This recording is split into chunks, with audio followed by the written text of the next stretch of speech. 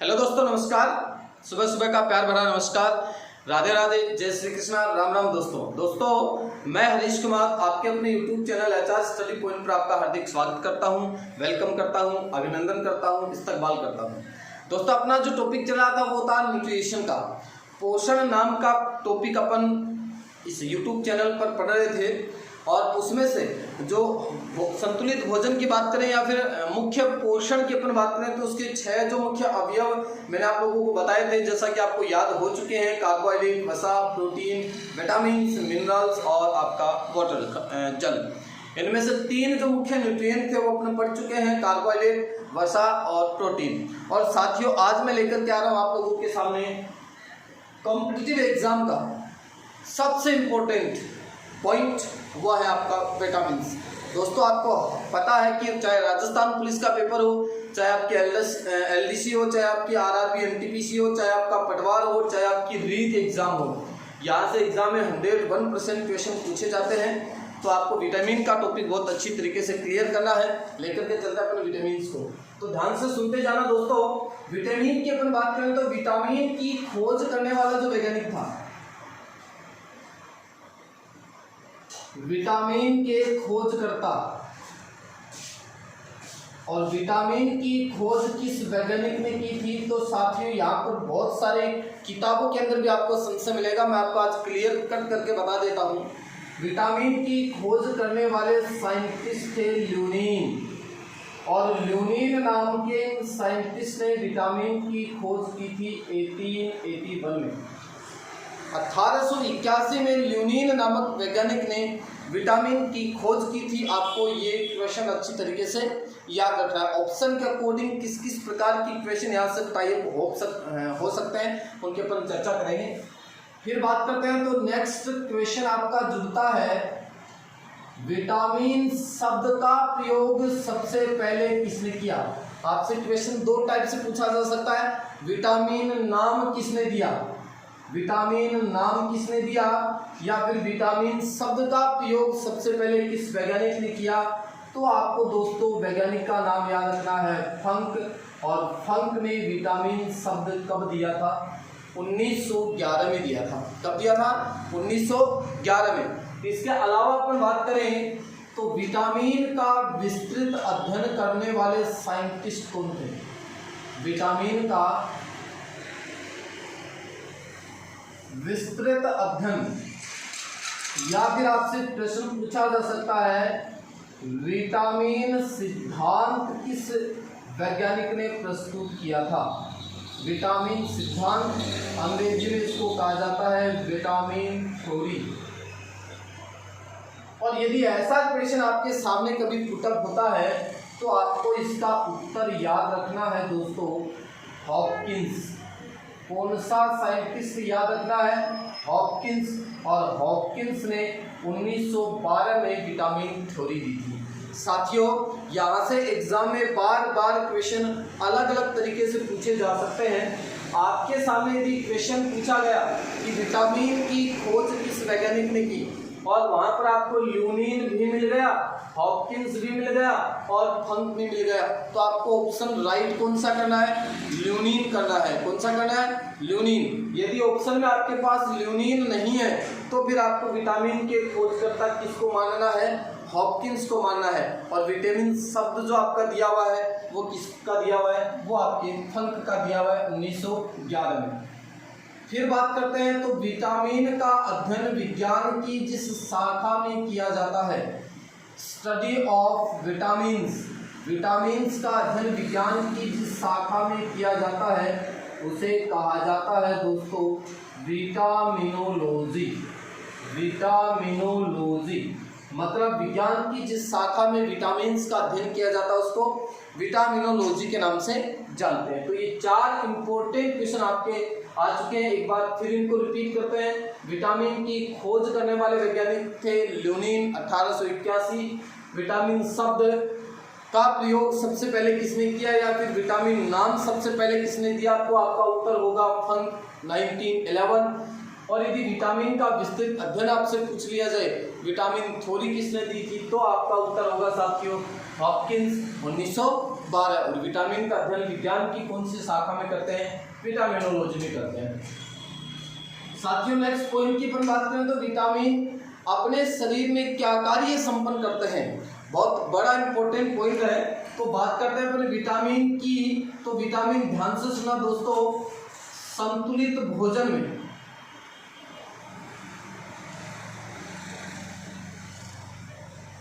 भोजन का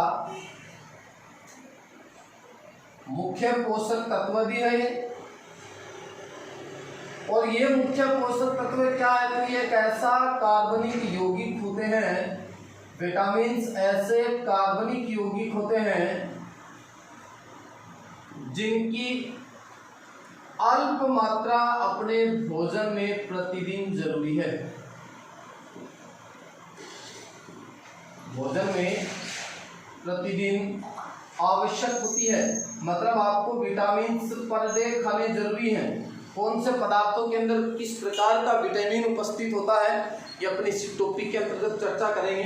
तो आपको याद रखना है संतुलित भोजन के मुख्य जो पोषक तत्व हैं, जो 6 मैंने आपको बता रखे हैं, इनमें से एक मुख्य जो न्यूट्रिएंट आपका आता है वो विटामिन भी आता है। ऐसे कार्बनिक यौगिक जिनकी अल्प मात्रा में हमें भोजन के रूप में आवश्यकता होती है और ये क्या कार्य संपन्न करते हैं? तो ये उपापचयी क्रियाओं को नियंत्रित करने का कार्य संपन्न करते हैं। उपापचयी क्रियाओं को नियंत्रित करने का कार्य संपन्न करते हैं। तो आपको पता चल चुका है विटामिन क्या कार्य संपन्न कर रहे हैं। अपने शरीर की जितने भी उपापचयी क्रियाएं होती हैं उन समस्त उपापचयी क्रियाओं पर कंट्रोल कौन करता है दोस्तों? विटामिन करता है। फिर बात करें तो विटामिन शरीर के अंदर संपन्न होने वाली सारी की सारी बायोलॉजिकल रिएक्शंस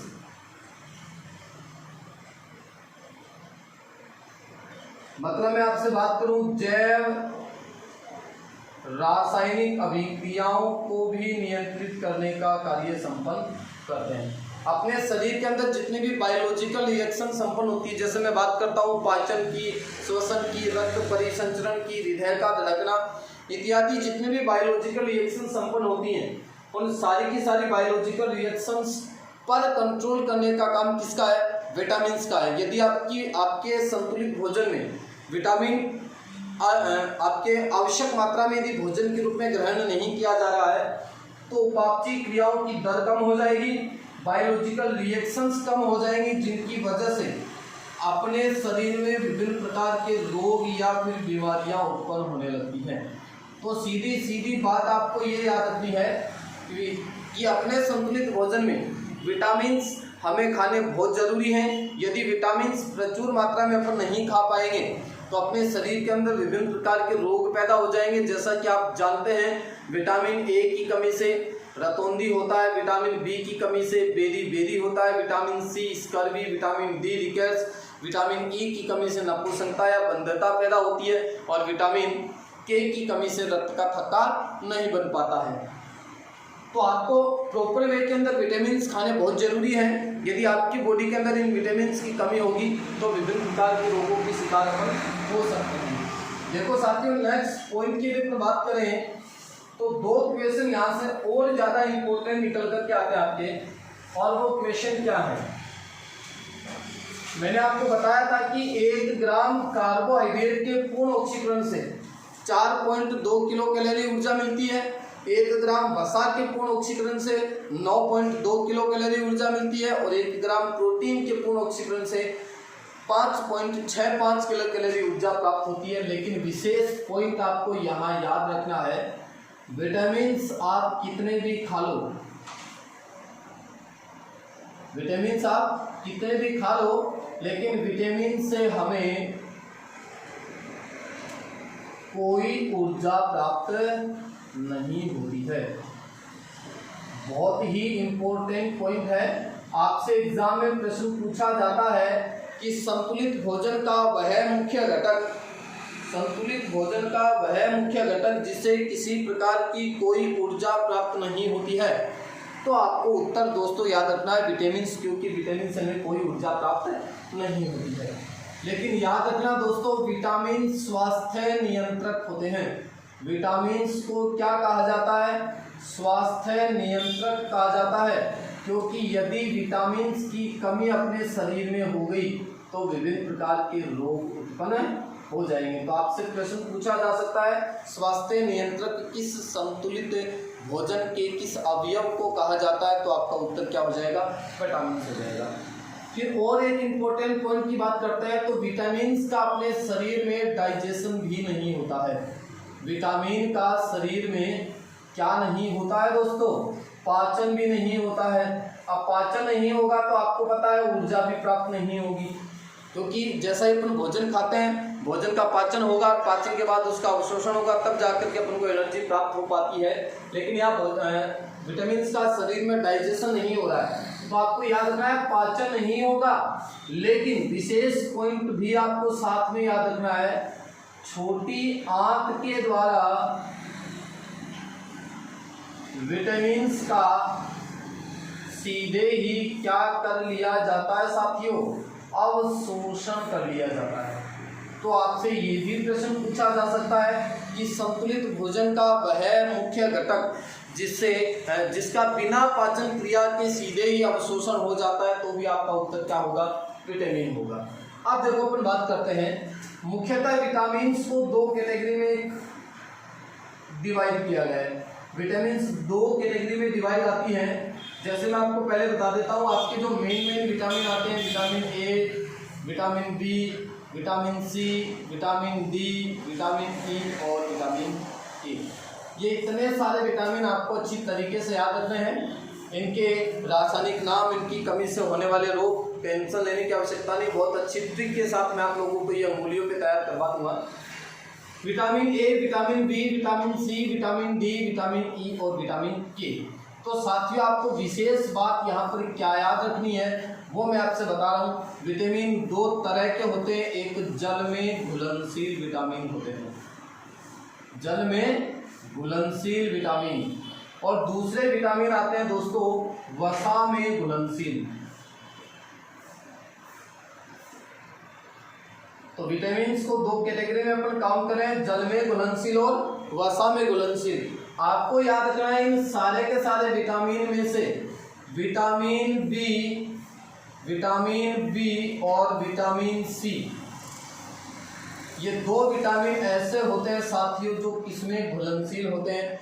जल में घुलनशील होते हैं। विटामिन ए और विटामिन बी और विटामिन जो सी है वो जल में घुलनशील होते हैं। इनके अलावा जो आपके विटामिन बच चुके हैं, vitamin A, vitamin D, vitamin E और विटामिन के, ये आपके चार विटामिन किसमें घुलनशील होते हैं? वसा में घुलनशील होते हैं, फेट सोल्यूबल होते हैं, वसा में घुल जाते हैं। आपको इसकी शॉर्ट ट्रिक यदि आप याद रखनी है तो आप इसको उल्टा करके कीड़ा शब्द से याद कर सकते हैं।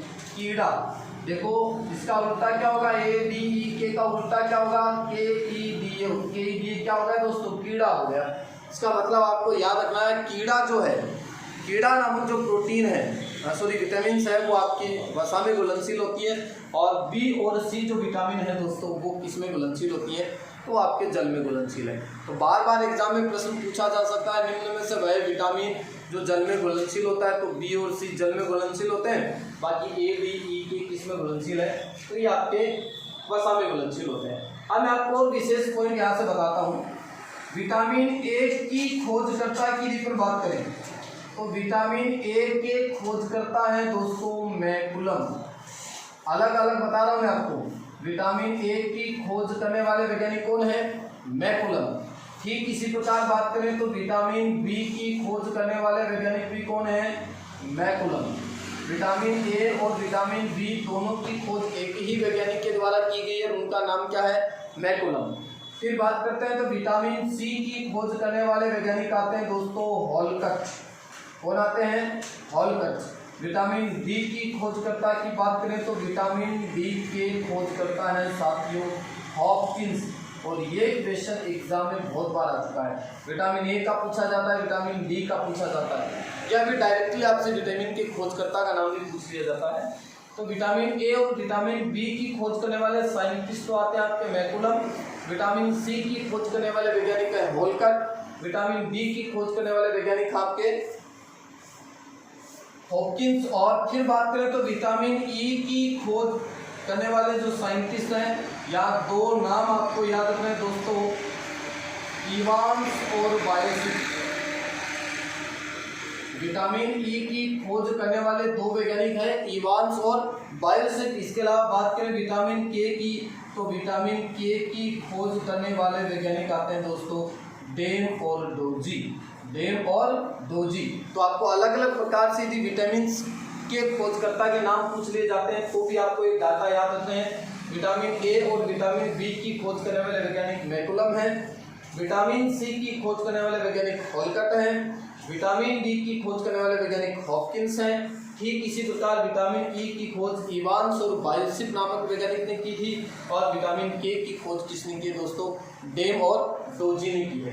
तो विटामिन से हमें किसी प्रकार की कोई कैलोरी प्राप्त नहीं होती है, कोई ऊर्जा प्राप्त नहीं होती है, फिर भी आपको खाने क्यों जरूरी है, क्योंकि विटामिन स्वास्थ्य नियंत्रक होते हैं। इनकी कमी से अपने शरीर के अंदर बहुत सारे डिजीज पैदा हो सकते हैं। विटामिन का शरीर में किसी भी प्रकार का कोई पाचन नहीं होता है, बिना पाचन के छोटी आंत के द्वारा सीधे इनका अवशोषण कर लिया जाता है। विटामिन मुख्यतः दो तरह के हैं, जल में घुलनशील, वसा में घुलनशील। जल में घुलनशील विटामिन हो गए बी और सी, जबकि वसा में घुलनशील विटामिन हो गए दोस्तों आपका ए, डी, ई की, जिसको आप कीड़ा शब्द से अच्छी तरीके से याद रख सकते हो।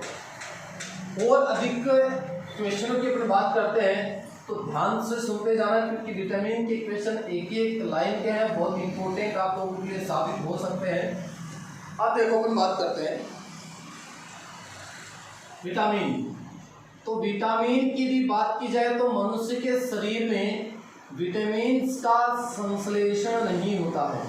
संश्लेषण का मतलब होता है दोस्तों निर्माण होना। तो आपको याद रखना है मनुष्य शरीर में विटामिन का संश्लेषण नहीं होता है, लेकिन संश्लेषण नहीं हो रहा है, लेकिन अपवाद स्वरूप दो विटामिन ऐसे हैं दोस्तों, विटामिन डी और विटामिन के। विटामिन डी और विटामिन के, इन दोनों का संश्लेषण मानव शरीर में होता है। तो ये आपका अपवाद का क्वेश्चन एग्जाम में काफी बार पूछा जाता है, इन दोनों का संश्लेषण होता है। तो आपको किस तरीके से लाइन याद रखनी है, मनुष्य के शरीर में विटामिन का संश्लेषण नहीं होता है, लेकिन अपवाद स्वरूप दो विटामिन ऐसे हैं, विटामिन डी और विटामिन के, जिनका संश्लेषण मनुष्य शरीर में होता है। फिर अपन बात करते हैं तो दोस्तों विटामिन के संग्रहण की भी बात की जाए तो विटामिन का संग्रहण कहाँ होता है अपने शरीर में, तो आपको याद रखना है। विटामिन के संग्रहण की बात करूँ तो मैं फिर दो टाइप आपको बता रहा हूँ। एक जल में घुलनशील विटामिन था, जल में घुलनशील विटामिन, और जल में घुलनशील विटामिन की दोस्तों बात करें तो इनके एग्जाम्पल थे आपके बी और सी। बी और सी, तो आपको याद रखना है इनका संग्रहण मनुष्य शरीर में नहीं होता है। जल में घुलनशील जो बी और सी विटामिन है वो यूरिन के साथ बॉडी से बाहर निकल जाते हैं। एक क्वेश्चन आर्मी के पेपर में काफ़ी दफ़ा आ चुका है, वह विटामिन जो मूत्र के साथ शरीर से बाहर निकलता है, तो वहाँ पर आपको ऑप्शन के रूप में सी मिलता है। विटामिन सी है वो अधिक मात्रा में मूत्र के साथ शरीर से बाहर निकल जाता है, क्योंकि जल में क्या है दोस्तों, घुलनशील। फिर वसा में घुलनशील विटामिन की यदि बात करें तो वसा में जो घुलनशील विटामिन होते हैं, और वो कौन कौन से आपके, vitamin A, vitamin D, vitamin E और विटामिन के। तो इनका संग्रहण मनुष्य शरीर में होता है साथियों, और इनका संग्रहण कहाँ होता है, तो ये आपको दोस्तों याद रखना है, लीवर में होता है। लीवर मतलब यकृत में होता है। इसके अलावा कहाँ होता है, तो आपको मैं वसा वाले टॉपिक में बता चुका हूँ कि वसा का स्टोरेज एडिपोज ऊतक में होता है। वसा कौन से ऊतक में संचित भोज्य पदार्थ है दोस्तों, एडिपोज ऊतक में जो अपनी स्किन के नीचे उपस्थित होता है। अब आपको पता है कि वसा में घुलनशील विटामिन ए, डी, ई के हैं, और वसा का स्टोरेज कौन से ऊतक में होता है, एडिपोज ऊतक में। तो आपको दोनों ही पॉइंट याद रखते हैं, वसा में घुलनशील विटामिन ए, डी, ई, के का संग्रहण लीवर और एडिपोज ऊतक में होता है, जबकि जल में घुलनशील जो विटामिन होते हैं बी और सी इनका किसी भी प्रकार का संग्रह नहीं होता है, जल में घुलनशील होते हैं, इसलिए ये यूरिन के माध्यम से शरीर से बाहर निकाल दिए जाते हैं। तो यह आपको अच्छी तरीके से दोस्तों याद रखना है। इसके अलावा अपन विशेष पॉइंट की बात करें तो विटामिन जो आपका डी आता है दोस्तों, विटामिन डी, और विटामिन डी हमें कहाँ से प्राप्त होता है? तो सर ये हमें सूर्य से प्राप्त होता है। कहाँ से प्राप्त होता है दोस्तों? सूर्य से प्राप्त होता है, इसलिए विटामिन डी को सनशाइन विटामिन, बहुत इंपॉर्टेंट पॉइंट है, सनशाइन विटामिन, या फिर इसे कहा जाता है मित्रों धूप का विटामिन। क्या कहा जाता है? धूप का विटामिन, क्योंकि आपको ये कहाँ से मिलता है? सूर्य से मिलता है। याद रखना, प्रातःकालीन और सायंकालीन जो धूप होती है उससे आपको कौन सा विटामिन मिलता है दोस्तों? विटामिन डी मिलता है, इसलिए विटामिन डी को सनशाइन विटामिन या फिर धूप के विटामिन के नाम से जाना जाता है।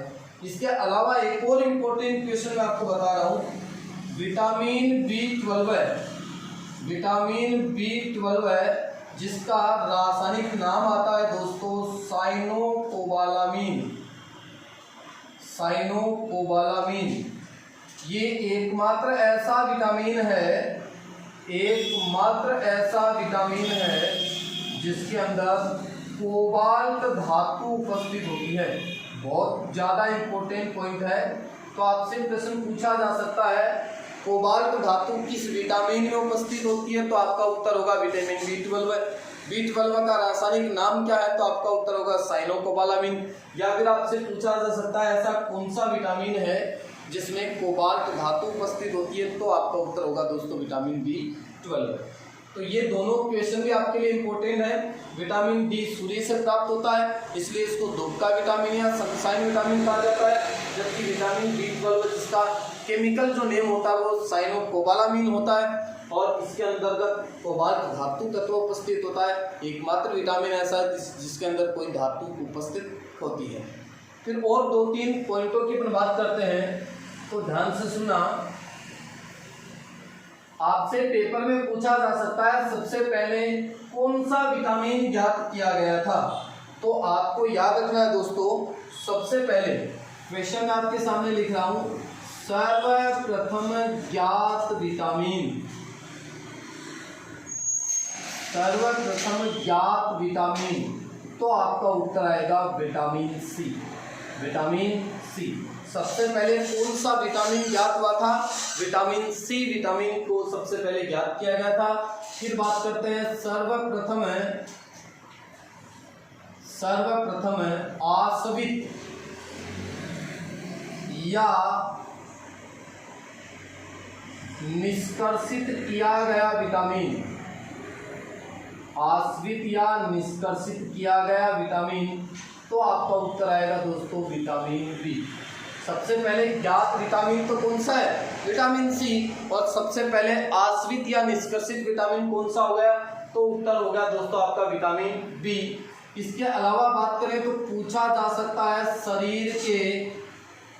शरीर के सबसे सुंदर विटामिन, शरीर के सबसे सुंदर विटामिन, तो आपको दोस्तों उत्तर याद रखना है विटामिन ए, विटामिन सी और विटामिन ई। तो शरीर के जो सुंदर विटामिन है वो है दोस्तों आपकी विटामिन ए, विटामिन सी और विटामिन ई। लेकिन आपसे भी एग्जाम में अलग ही क्वेश्चन पूछ लिया जाए शरीर का, यहां से मैं संशय को हटा देता हूं, शरीर के सुंदर विटामिन, विटामिन ए, सी और ई हो गए। यदि आपसे पूछा जाएगा एग्जाम में शरीर का सबसे सुंदर विटामिन, शरीर का सबसे सुंदर विटामिन, अंग्रेजी में आपको नाम मिल सकता है ब्यूटी विटामिन, किस विटामिन को कहा जाता है? तो आपका उत्तर आएगा दोस्तों विटामिन ई, विटामिन ई। याद रखना हमेशा के लिए, शरीर के सुंदर जो विटामिन होते हैं वो 3 विटामिन को माना गया है, विटामिन ए, विटामिन सी और विटामिन ई। लेकिन एक बात मैं आपको बता देता हूँ, यदि आपसे ये क्वेश्चन पूछ लिया जाए कि शरीर का सबसे सुंदर विटामिन कौन सा है, तो शरीर का सबसे सुंदर विटामिन होता है दोस्तों विटामिन ई। इसके अलावा अपन पढ़ चुके हैं कि विटामिन ई है उसकी कमी से नपुंसकता या बंध्यता रोग उत्पन्न होता है, जो कि रिप्रोडक्टिव सिस्टम में अपन बात कर चुके हैं। तो सबसे पहले ज्ञात विटामिन कौन सा है? Vitamin C. सर्वप्रथम आश्रित या निष्कर्षित किया गया विटामिन विटामिन बी। शरीर के सुंदर vitamin vitamin A, vitamin C, vitamin E. और शरीर का सबसे सुंदर विटामिन यदि आपसे पूछ लिया जाए तो आपको ई वाले के ऊपर टिक करना है। जैसे मान लो आपने दे दिया ए ऑप्शन दे दिया, सी ऑप्शन दे दिया, ई ऑप्शन दे दिया, डी ऑप्शन दे दिया, तो आपका उत्तर ई राइट क्लिक होगा। और यदि ए सी ई के साथ उसने दे दिया उपयुक्त सभी तो आपका ऑप्शन बी वाला हो जाएगा, उपयुक्त सभी हो जाएगा। अब देखो लास्ट पॉइंट की अपन बात करते हैं और यहाँ के क्वेश्चन दोस्तों काफी इंपॉर्टेंट है। आपको मैं विटामिन के सारे नाम अभी देखो याद करवा देता हूँ। विटामिन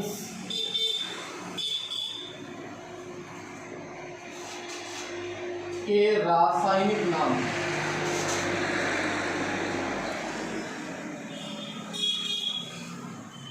और विटामिन के रासायनिक नामों के अपन चर्चा करें तो आपको यहाँ पर एक छोटी सी ट्रिक याद रखनी है। और वो ट्रिक दोस्तों आपको मैं जिस प्रकार से बता रहा हूँ आप उसको साथ साथ जरूर याद करें। और वो ट्रिक क्या अपनी ध्यान से सुनना। पहले मैं ऊपर लिख देता हूँ इसको। ट्रिक याद रखना, मैं आपको रासायनिक नाम की ट्रिक बता रहा हूं।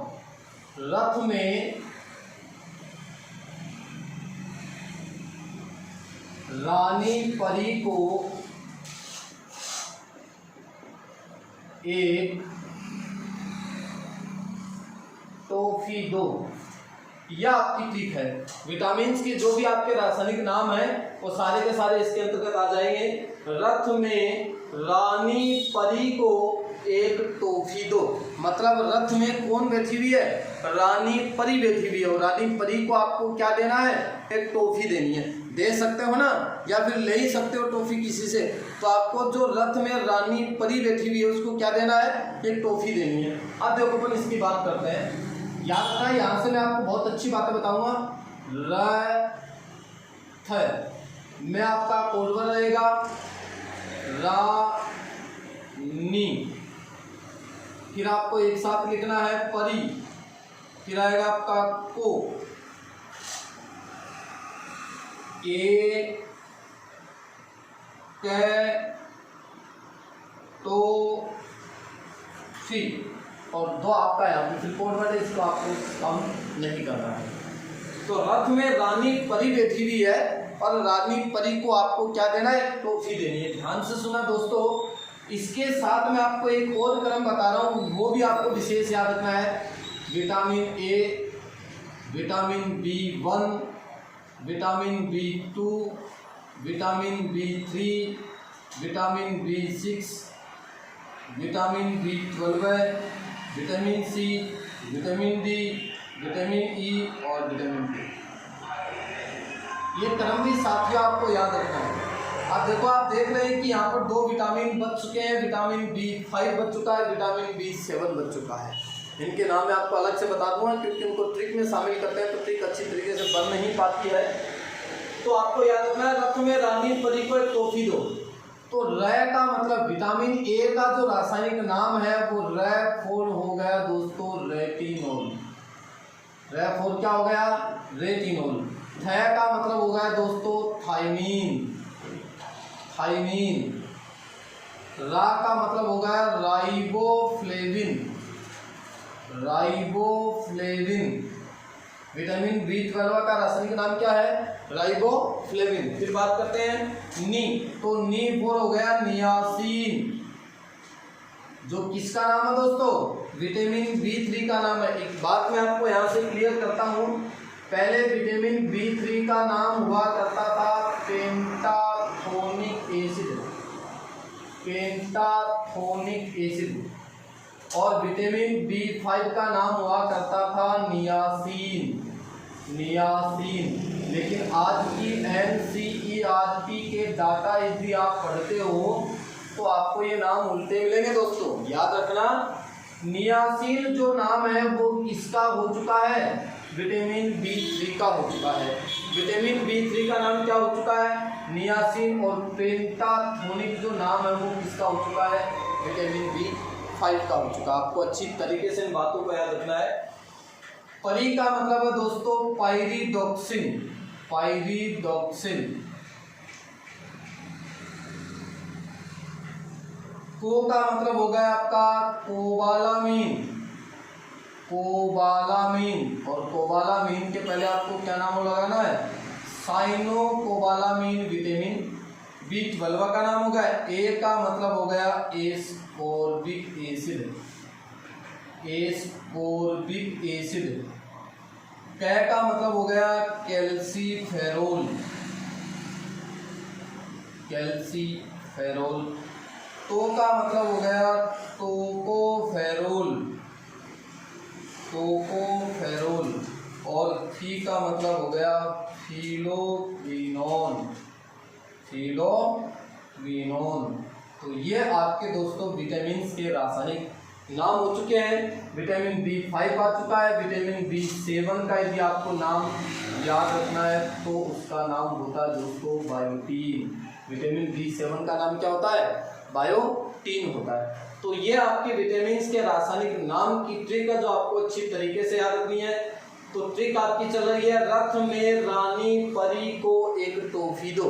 रथ में रानी परी नाम की कोई लड़की बैठी हुई है और उसको क्या देना? आपको टॉफी देनी है। तो रै का मतलब देखो, ये क्रम भी आपको इसके साथ याद रखना। आपको दो विटामिन छोड़ने हैं, विटामिन B5 और विटामिन B7। तो vitamin A, B1, B2, B3, B6, B12, C, D, E के बाकी क्रम आपका वैसा का वैसा है। तो विटामिन A की बात करें तो रै का मतलब होगा रेटिनोल, थे का मतलब होगा थायमीन। विटामिन B12 की बात करें तो रा का मतलब होगा राइबोफ्लेविन जो विटामिन B2 का नाम है। नी का मतलब होगा नियासिन। परी का मतलब होगा पायरिडॉक्सिन। को का मतलब कोबालामीन। ए का मतलब एस्कोर्बिक एसिड। कै का मतलब कैल्सीफेरोल। तो का मतलब टोकोफेरोल। और थी का मतलब होगा फिलोक्विनोन। तो ये है दोस्तों आपके विटामिन के रासायनिक नाम याद करने की ट्रिक।